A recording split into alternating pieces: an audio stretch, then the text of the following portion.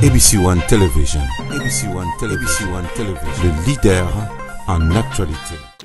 Très heureuse de se retrouver encore une fois. Un grand merci à tous les téléspectateurs qui nous suivent à partir de 3W. Là, je vois ABC One. Un grand merci à tous nos fans et à toute la grande famille Internet. Bonjour et bienvenue dans votre magazine. Analysons ensemble cette émission. Fait plaisir précisément à Maman Chantal, sans oublier à Pierre Elvisen, à Bossanité encore une fois. Cache à la Kanfoufou, mon vieux, toi-même tu sais, le petit cache à la Kenzela. Tembo, moi, nungu, nzambe, asimbo bisikezana. Analysons ensemble, comme on dit souvent, on parle de tout sauf rien. Tolobela les anti-valeurs. Tosimbara mingi awa, serviteur de Dieu et puis tolobelaka, makambo et sali les effets sociaux. Toza lelo ngamo na plateau te nazana yam siyambe oya zali moko tosala kana epe ba analyse lelo na lingaki mingi ko yambe na plateau o peto meka ko sala analyse na biso to sujet na biso ya lelo ezali ete tokolobela l'affaire de Mike Kalambay et son épouse Penyalo affaire $12,000 moi naza malade mais Mike Kalambay a sali offre il y a $6,500. Moïse Mbi est-ce vrai que la voix autozo yoka est-ce que c'est réellement fallu pour pas ou pas? Relation entre musique profane et musique chrétienne. Donc, on va essayer de parler et sans oublier Toro Kitape na comme on parle du couple Toro Simbape Makambuya. Ya Gianni Oyaza artiste et comédien na Gianni Faye à faire sorcellerie. Gianni Akangi Mao Ndoki. Voilà avec Ndoko Yams Napesi Papa Shalom. Mbote na bande kono soba otala biso lelo. Merci na bino iska bozwami, merci beaucoup parce que botiraka attention na bino na chaîne ya Maman Chantal Awao. Merci infiniment depuis Canada, c'est na Bossanité. OK. Aussi mbote na bande kono soba otala biso bien makwata TV mo ba tebele na Grèce. Batno soba na simali boswa TV pesa bango mbote bande ko bazali na Belgique Maman Vero Balissa. Merci beaucoup. Yo za na poli boswa TV yo na Yann Tomba le Bourgeois, aussi à Flore Bokomba Lomongue, dans le Vieux Mangouste. Merci infiniment. Il y a Élysée en France. Merci en tout cas. Aujourd'hui, on va essayer de parler, tout à analyser. Donc moi je vous encourage, propre, pour ne pas parler de vous de côté négatif. Nous, on va essayer d'analyser sur Yango. Alors, quand on parle de vous à la télé, surtout sur les côtés à ma B, ça vous discrimine directement. Okay. Ça fait que vous perdez votre crédibilité, votre dignité directement. Un petit clin d'œil à Beni Mustafa qui a la pose de vie. Voilà. Yam Siyambe, parlons de cette histoire de Mike Kalambay et Penyel. Bazaki Sousouté, Toebi Kelelo, nous kota na kati ya relation na bango et puis se séparer, mais affaire moi na kati, moi na malade. Jusqu'à présent, Mike reste silencieux par rapport à cette situation. Quelle est ta lecture par rapport à ça?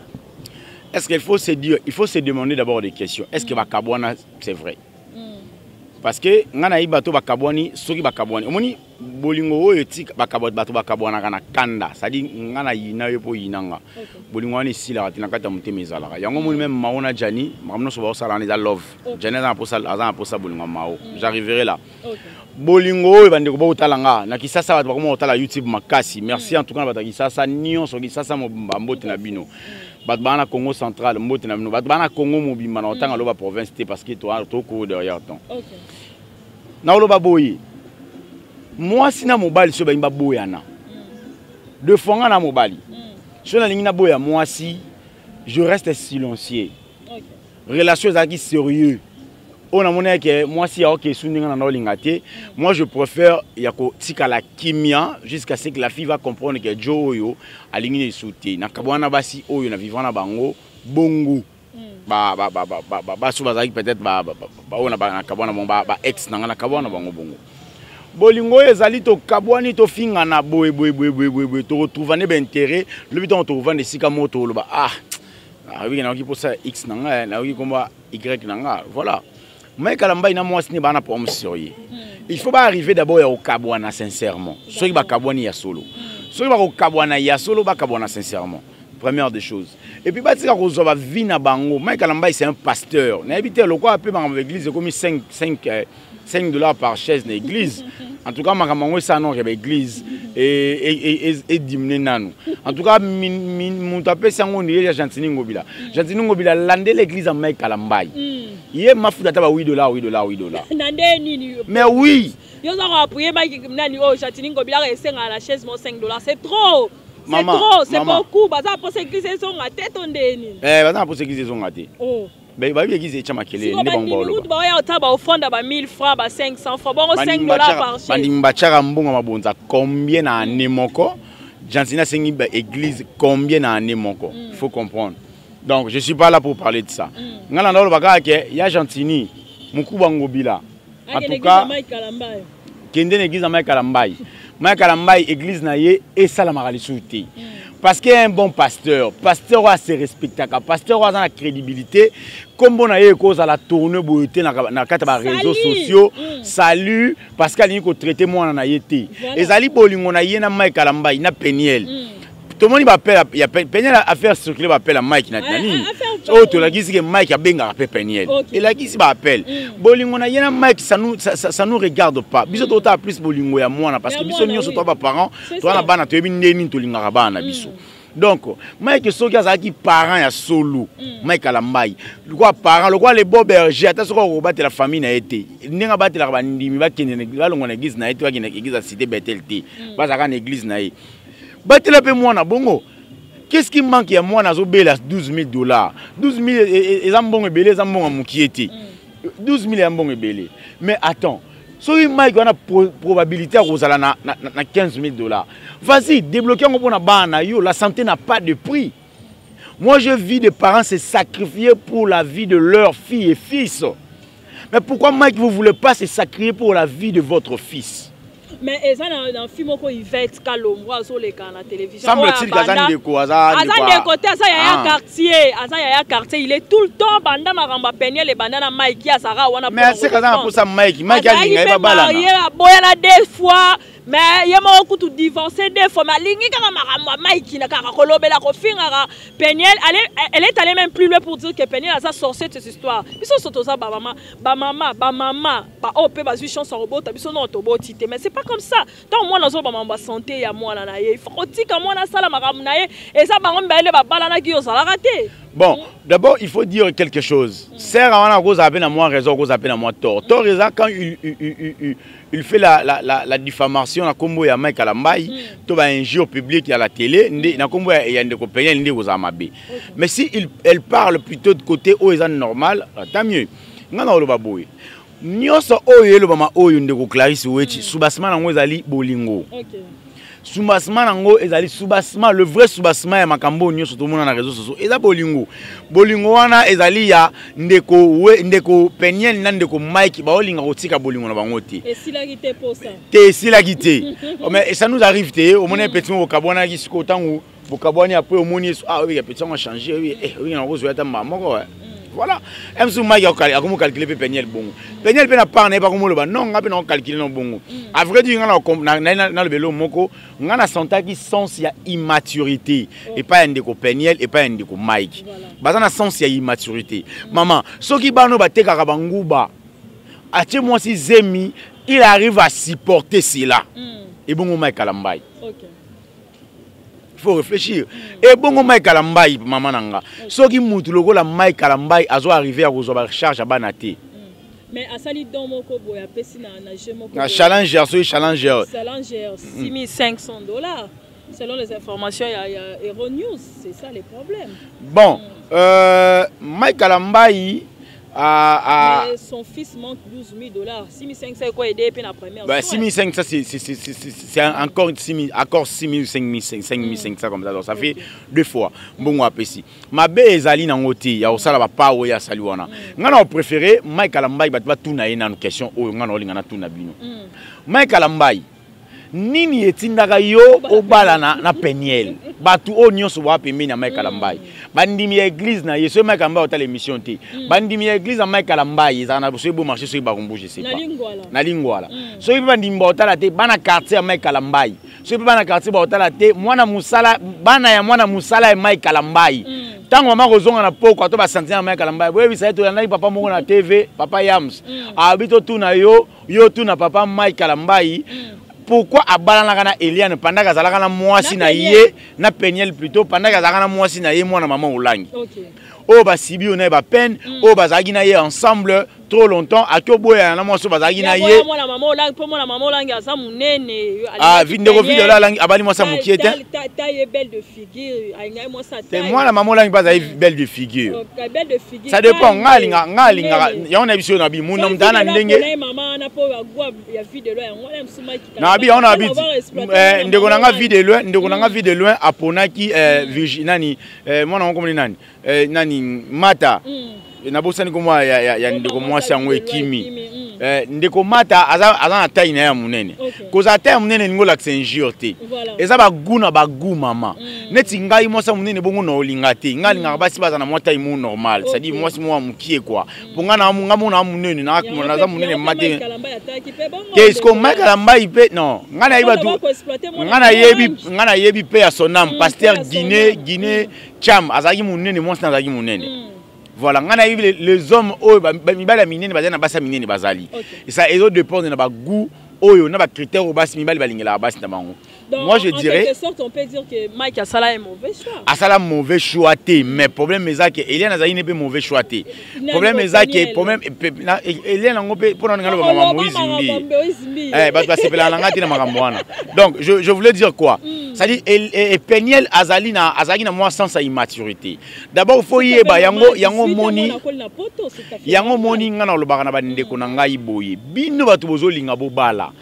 Ne te mariez pas pour un deux filles. Ne te mariez pas parce que tu as de l'argent. Ne te mariez pas parce que na comme il y a un grand car à moi 5 et je me suis décidé de faire bala. Non. Voilà les conséquences. Sur cette histoire de Mike. Voilà les conséquences. Il y a des communs qui sont sur les lots. Parce que moi qui toko, moi ceux qui na Alaska, ceux qui na Canada, ceux qui na États-Unis, je sais pas moi. Moi qui toko na sarani na bala ega. Ça pour taboyer bana, ça pour taboyer approfondir relation. Pendant que vous avez moi si moi alinga avant aux à Mike. Voilà.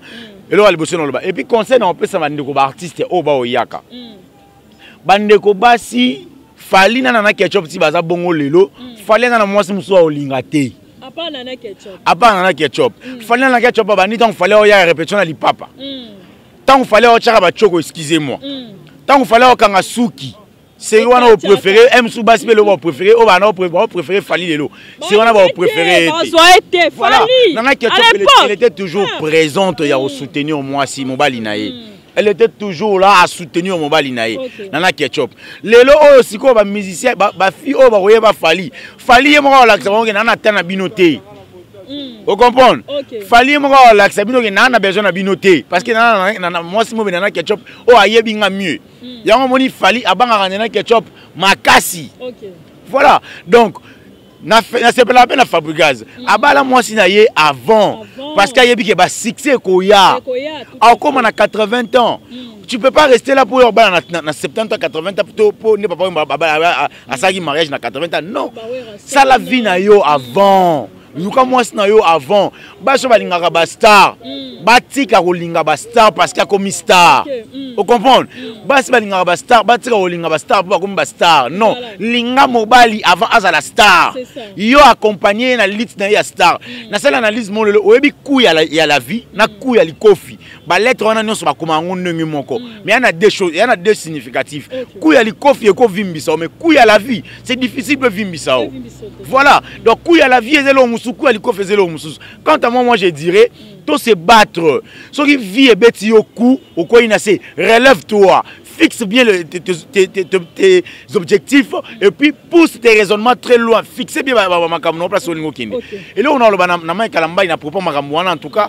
Ce qui a kobala les sous aluka moi si moro ya malamu pour balayer voilà. Voilà, parlons de la chanson de Moïse Mbi et to yo ra mo mo fali. Moïse Mbi madame na yena linga. Mungongo ya Fali pour la carte. Moïse Mbi linga ma ko bato bakoma komona ngo ndire. Nzembo wana chers téléspectateurs bolanda nzembo wana boyoka voix ya Fali pour bato baye baza pena na son ya oreille ya musique boyoka pena voix ya Fali pour la carte nzembo. Bon, on a le bama Moïse Mbiye, batwa mona ranga ya mondi, moni qui ça soki ozolo bama kamo contre moto. Moni na ote ko bama kamo ya musicien moko ya azaka ancien ya Weranson, moni makamde komaki ndeko kakol, ici ko za na pesi mbote Linda Mondele. On va parler tout ça la banalité. Voilà. Donc moni excès ko le baba congolais ba koma ko mondi na biso ba congolais to komate.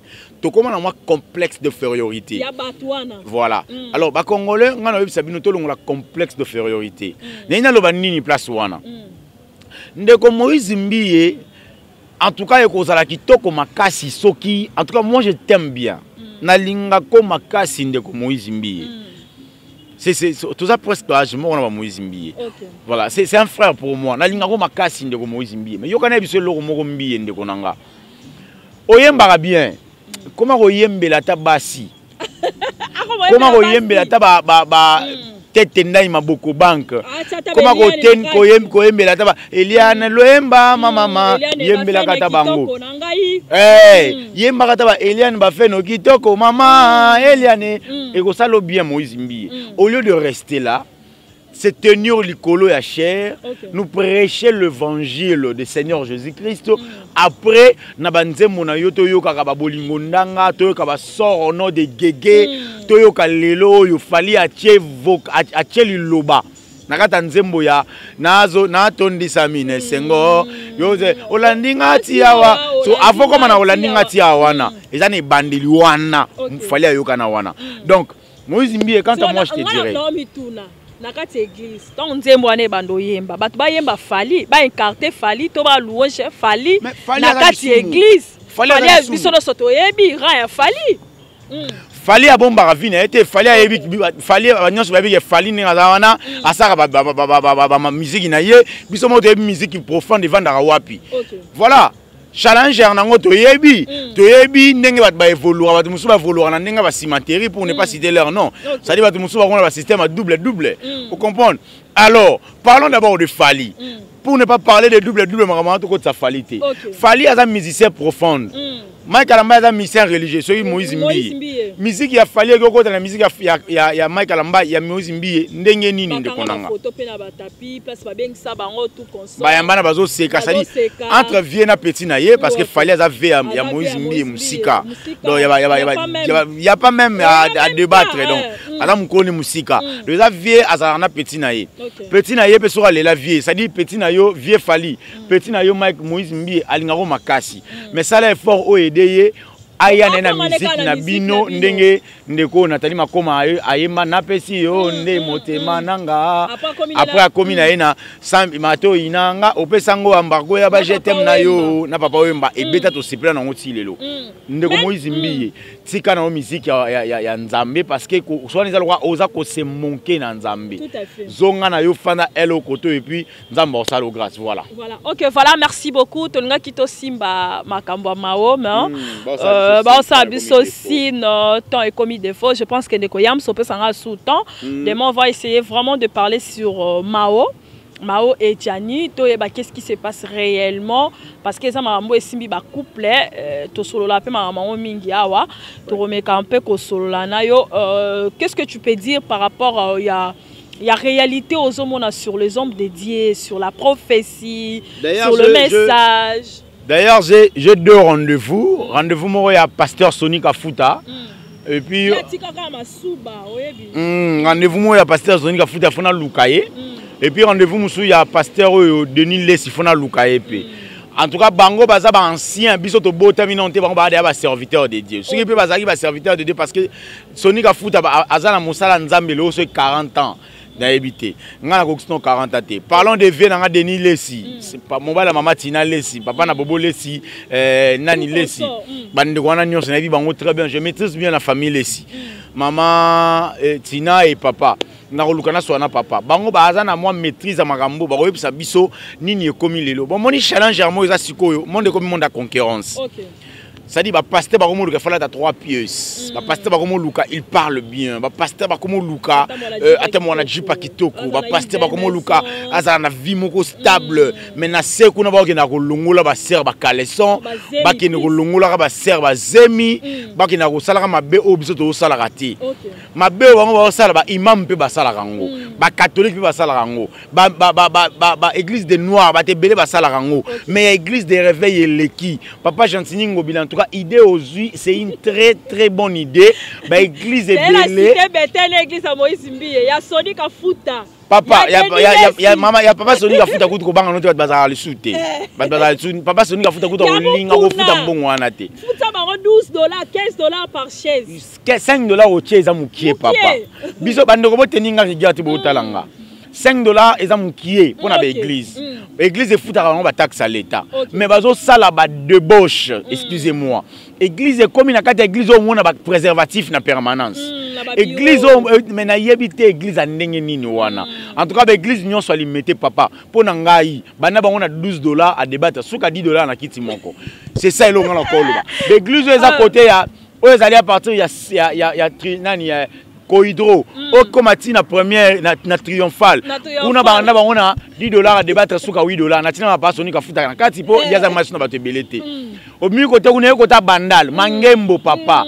Bango pe kuna toka bangona ba faire Patrice. En tout cas, yo moko sande ngo sana bon papa Gentini Ngobila. Yo pe papa Gentini Ngobila to eloko na sepelaka na yo te ça parce que maloba muso te na voilà. Aloba ki se ba fungoli zando ko démissionner, a démissionner te. Olobe na biso so boy sa mokili na yo ka yo lelo suso olobisu $5 ngana pesi ba pour faux banda banda ba dans après likolo et permettre ba qui est bien. Mon numéro c'est plus 243 89 59 38 38 3. Maintenant on a pour ça nga yango wana merci. Et voilà, merci beaucoup chers téléspectateurs. To komi vraiment na suka émission to senga na papa Gentini Ngobila. Respectez ma parole na yo. Tala na moke ya mama yembo anzambe na ngai. Batu bazola na se président Fati eza nini ne bate o boyo la formation de on la dit pas ifde en fait imagine on a bosso na politique batu bazola na se na kati ya morgue na kati ya morgue batie ba corps na se ah mais ça histoire ezaka na nini te ezaka na nini te comment on appelle ça ezaka na mama yembo te ezaka na hôpital ebele ngana vivant na oui ngana vivant na hôpital ebele pour ne pas citer leur nom mais c'est l'hôpital général.